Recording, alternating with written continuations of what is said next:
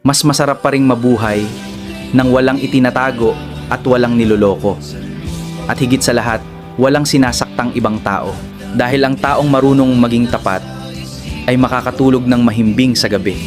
Wala siyang kakatakutan na baka may lumabas na katotohanan o may taong dumating upang singilin siya sa sakit na kanyang nagawa.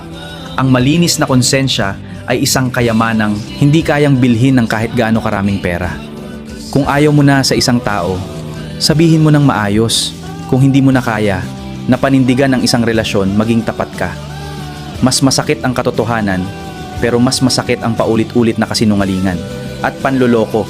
Walang taong karapat dapat lokohin, lalo na ang taong minahal ka ng totoo at nagtiwala sa'yo ng buong puso. Tandaan mo, maaaring maitago ang kasinungalingan sa loob ng ilang araw, buwan o kahit taon, pero darating pa rin ang panahon na lalabas ang katotohanan.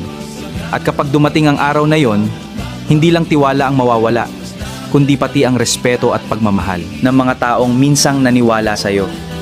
Sa huli, hindi ang dami ng taong napahanga mo ang mahalaga, kundi ang dami ng tao na nirerespeto ka dahil sa iyong katapatan at mabuting pagkatao.